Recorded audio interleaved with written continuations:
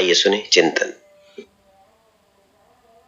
सत्संग यानी सत्य का मिलाप, सत्य के साथ सत्य। लेकिन इंसान उस ईश्वर की कथा, उसकी महिमा को सुन लेना, उसका गुणगान कर लेना, इसी से कहता है कि मैंने सत्संग कर लिया है। अगर यही सत्संग है तो फिर तो इंसान को बड़ी सहजता से मिल गया है, क्योंकि हमारे संत महापुरुषों का ये फरमान है कि जिस वक्त एक इंसान के जीवन में सत्संग आता है तो उस इंसान के जीवन के अंदर बदलाव भी आता है। सत्संग आया था कोड़ा राक्षस के जीवन में, सत्संग आया था गणिका वेश्या के जीवन में, जिन्होंने उस ईश्वर को जान लिया था। और ये सत्संग कोई कथा, कोई कहानी नहीं है।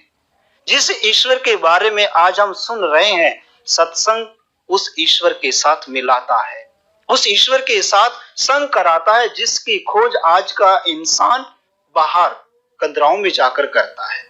जब तक इंसान के जीवन के अंदर सत्संग नहीं आता, तब तक इंसान उस ईश्वर के साथ मिल नहीं सकता है। सत्संग, सत्य क्या है? वो परमात्मा। संग का भाव क्या है? मिलना, यानी कि उस ईश्वर के साथ मिल जाना ही सत्संग। और जब तक ऐसा सत्संग एक इंसान के जीवन में नहीं आता है, तब तक उसके व्यवहार में बदलाव नहीं आ सकता, क्योंकि ईश्वर हर एक इंसान का आधार है। और एक आधार से इंसान टूट चुका है, और टूटने के कारण उसके जीवन में सत्संग नहीं। जिस इंसान के जीवन में सत्संग आया, वो इंसान का जीवन बदला। हमारे सामने जीते जागते उदाहरण है स्वामी विवेकानंद जी, जिनके जीवन में वास्तविक सत्संग आया। और जब एक इंसान के जीवन के अंदर वास्तविक सत्संग आता है, तब उसके व्यवहार और उसके कर्म में बदलाव आता है। आज इंसान कितने सत्संग सुनता है, कितने धार्मिक समागमों में जाता है, प्रवचन सुनता है और खुद करता है, लेकिन उसके आचरण, उसके व्यवहार में बिल्कुल भी बदलाव नहीं है।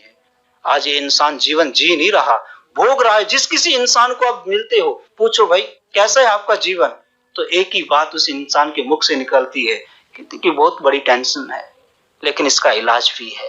तनाव से मुक्ति चाहिए तो वो है उस ईश्वर का ध्यान। और जिस संत महापुरुष के माध्यम से जब तक इंसान ने उस ईश्वरीय सत्ता का ध्यान किया, वो टेंशन मुक्त हुआ। मीराबाई जी, महात्मा बुद्ध जी के जीवन से देखिए, क्योंकि उन्होंने उस सत्संग से, उस तनाव, उससे मुक्त होने का वो रास्ता मालूम कर लिया।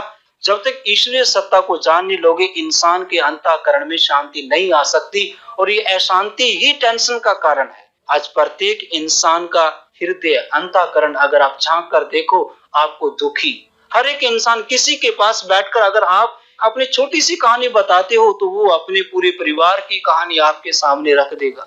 आज पिता, पुत्र, भाई, बहन, इनके अंदर वो रिश्ता ही खत्म होता जा रहा है। एक ऐसी भारत भूमि जिसके अंदर आज से 30-35 साल पहले वृद्ध आश्रम नहीं हुआ करते थे, लेकिन आज हैं। क्यों? ये भारत भूमि जिसके अंदर ऐसे ऐसे आज्ञाकारी पुत्र हुए। भगवान राम के जीवन को देखो, पिता के कहने मात्र से वो 14 वर्ष के वनवास के लिए निकल गए। श्रवण कुमार के जीवन को देखो, उन्होंने अपने माँ बाप को तीर्थ यात्राएं करवाई। ऐसी भारत भूमि जिसके ऐसे संस्कार, और उस भारत के अंदर वृद्ध आश्रम। कहते कि जब अर्जुन ने भगवान कृष्ण से पूछा, जिस वक्त वो भ्रमण के लिए जा रहे थे, कहते भगवान ये 5 कुएं कैसे? 4 कुएं भरे हैं और 1 कुआं खाली है, कारण? कहते ये कलयुग की निशानी है। कहते कलयुग में ऐसा होगा कि मतलब, कहते कि एक बाप 4-4 बच्चों को तो पाल लेगा, उनका पेट भर देगा, लेकिन 4 पुत्र मिलकर एक पिता का पेट नहीं भर पाएंगे। आज वो पिता जिनके बैठकर खाने की उम्र है, बैठकर सुख की अनुभूति को प्राप्त करने की है, लेकिन वो इंसान आज सड़कों पे घूमते हुए नजर आएंगे।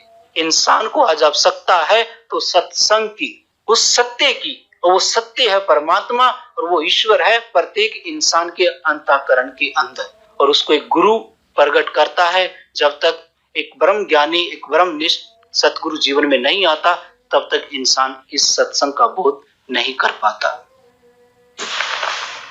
श्रोताओं, अभी आपने सुना चिंतन। आज का विषय था सत्संग, और वाचक स्वर थे स्वामी धर्मेंद्रानंद जी के। हम आकाशवाणी के कॉटन सिटी चैनल सूरतगढ़ से बोल रहे हैं।